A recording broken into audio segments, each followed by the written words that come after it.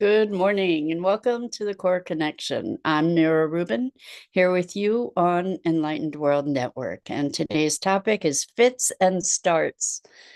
I think we like the idea of evolution that occurs, like personal growth evolution that occurs in a procession, in a linear sort of progress. But that's not how it really works. So we're going to explore what this personal growth journey and discovery journey is, and find tolerance and appreciation for those times that feel like backsliding or steps backwards. So it should be an interesting conversation. Before we get started, let's just take a minute or two to get present. Let's take a deep breath in through your nose and hold it. And imagine clean, crisp oxygen flooding your lungs, flowing into your bloodstream, nourishing all your cells, all your organs, bringing vital life energy to your body and being. And as you exhale, exhale any tension, stress, negativity, fatigue. And now let's take another deep breath in through your nose and hold it. This time, imagine brilliant, bright light lighting you up from the inside out, illuminating, electrifying, and energizing all your cells, your molecules, your electrons, creating a brilliant beam of light and energy from your heart out into the world. And as you exhale, exhale any remaining tension, stress, negativity, fatigue. And now let's press our palms together. Vigorously rub your hands together to feel the friction, the temperature, the pressure, the motion, the tickling and tingling when you stop, and allow all those sensations to bring you present right here, right now, into this remarkable physical form that enables us to experience life. Welcome, welcome, welcome. Good morning, Rosalind. Welcome. So good to have you here with us this morning. And welcome to everybody else who's joining us. We're talking today about fits and starts and how our path of personal growth and evolution is not in any way really linear. When we look at it from a linear perspective, it looks like we're going forward, we're falling back, we're going forward, we're falling back. And sometimes it feels like we're just going backward. And I don't believe that that is the case at all. If we could imagine that rather than linear, our progress is more of a spiral. If we were to trace that spiral and flatten it down, it would look like we're moving back and forth on the same line, but we're operating in octaves. We're operating at progressive frequencies. And that also is not necessarily a one-way process. You know, we may backtrack on that spiral periodically too. But what if there's a more holographic sort of experience of evolution? And even those moments where it feels like we're back stepping, that perhaps it's not. And I choose to believe that if it's coming up to heal, whatever it is. And it requires that we be at a certain phase of our growth to be able to contend with these aspects of self that arise in the course of our evolution. So even if it feels familiar, even if it feels uncomfortable, and maybe especially if it feels uncomfortable, rather than it being an indicator that something's wrong, what if we can take that as an indicator that something's right, that something's working, that we've come to a place where we are now ready and able to address whatever it is that's arising. So, in fact,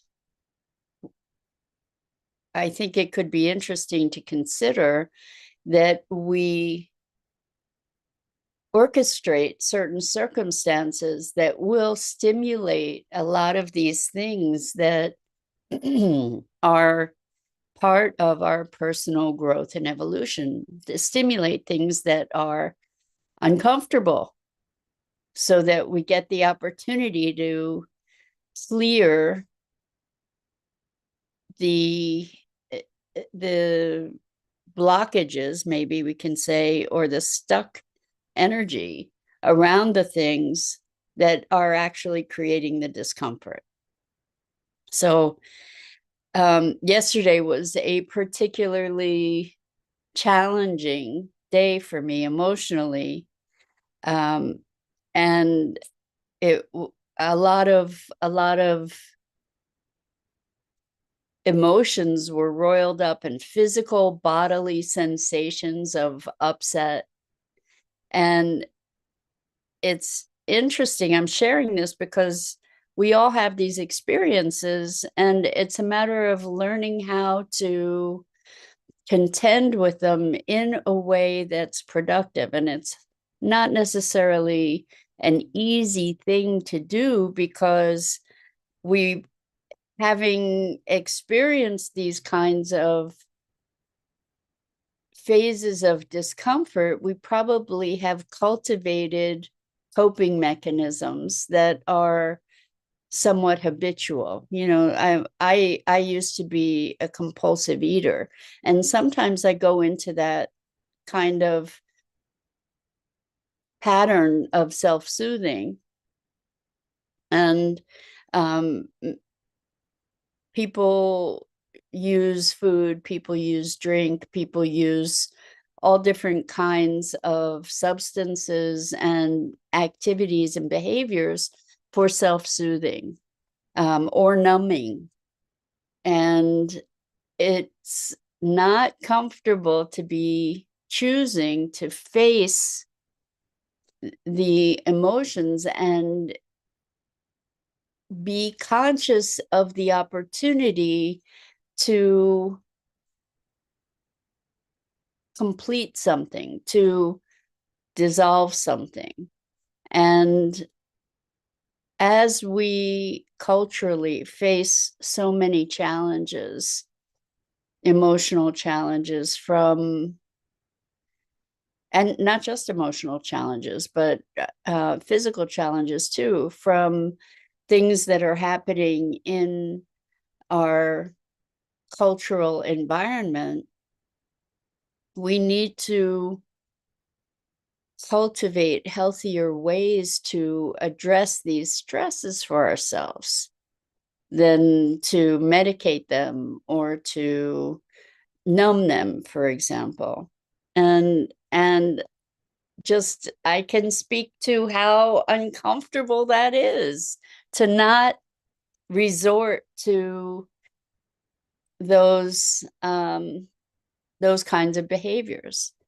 And what there's in my situation, I'm facing moving. There's a lot of disruption in my life that I'm actually choosing. This is an interesting thing, because we often we choose the pathways of our greater growth oftentimes without necessarily recognizing that, or without necessarily having that conscious intention.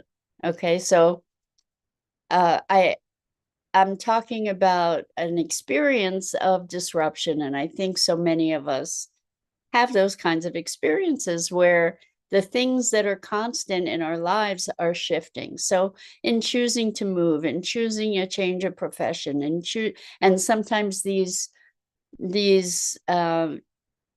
situations are thrust upon us. But in my case, I'm consciously choosing this and noticing all kinds of stuff that's coming up in the process. And it's interesting to try to bring our awareness to our own dynamic when we're in the thick of it, particularly if it's charged, and then how to come back to ourselves, how to find center, how to find presence. And presence is something we talk about all the time. And one of the things that we were talking about yesterday is physical sensation, being able to bring you to presence. First and foremost is that we need to have the grace to be able to remember to bring ourselves to presence, because we get swept up in this vortex of emotion that can feel like it's consuming us rather than that we're experiencing it. And the difference is that when it feels like it's consuming us, it's this overwhelm of emotion that we feel at the effect of, versus when we are experiencing it, we can recognize that we are the greater presence that is then experiencing whatever the experience is. When we can recognize that, then we can recognize that we have power to choose, or that we have power to choose how we interact with it. So for me yesterday, it was really interesting. I was able to sense into the actual sensations of the emotion, which is something that I talk about a lot here and work with my clients on. And what was really present to me is that I could feel the experience of the emotion, I'm going to say of the emotion, from my throat all the way down into my belly. Like I could feel the whole channel there, and it felt inflamed. And as I allowed myself to be present to that sensation and really breathe into it without resisting it, it started to shift. And this is something we talk about here a lot. And when we can allow that these reactions are a remnant of the past, that they are not created or originating in this moment, then perhaps we can allow movement of that. And when we allow ourselves to be present, there's a dissipation that can occur. And one of the things that I noticed is that there was a lot of emotion that I couldn't name and that I didn't really understand the origins of. And I think that this is also something that is probably very common to us, that we have emotions arising. We don't know where they're coming from. We don't know what's stimulating them, but they're powerful. They're powerful and they have an impact. And I think I witnessed this with a client as well, that in our conversation, emotion arose and they were dumbfounded as to where that emotion came from and what it was. They couldn't name it. And it can be an unsettling experience because we want to understand things, right? We tend to make stories of things so that we can categorize them, so that we can understand them. The thing is that the stories that we create about our experiences, first off, are not necessarily true. Second of all, can help to embed the experience or justify it. This is one of the things that I've seen. I know that therapy can be profoundly beneficial for so many people. And in many cases, I see that what happens is people get stories, get diagnoses, get stories, get an understanding of something that then becomes the reality. And while initially it may have created some sense of liberation to have that understanding, when we become attached to those stories, then they become their own constraint. It's kind of the same idea that our greatest weaknesses are our greatest strengths, and our greatest strengths are our greatest weaknesses. For instance, we can have tremendous determination, which on its most extreme, at its most extreme, can be blind stubbornness. It's just, and yet the determination is what is one of our greatest strengths that helps us through things and helps us to become more fully expressed in our lives, perhaps. So that's just an example, but the stories or the stories can lock us in to a limited experience. And I can speak to the fact that, well, for me anyway, being with not knowing what the emotion was, not knowing how to name it, having it be sort of a tangle of all kinds of things in itself was unsettling, because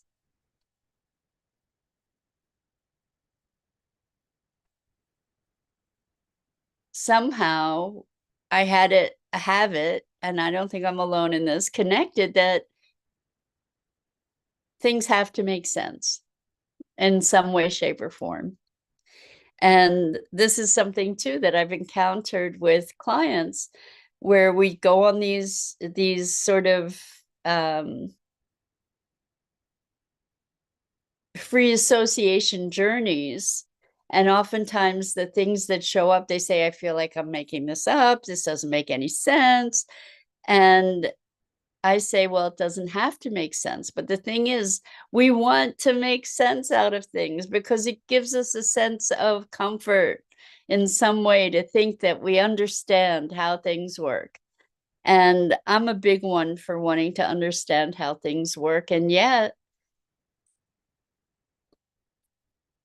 I'm committed to learning, and it's an ongoing process, how to become more comfortable with the unknown.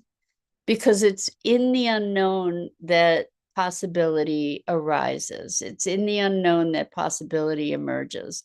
And so I know we've been talking about resistance lately.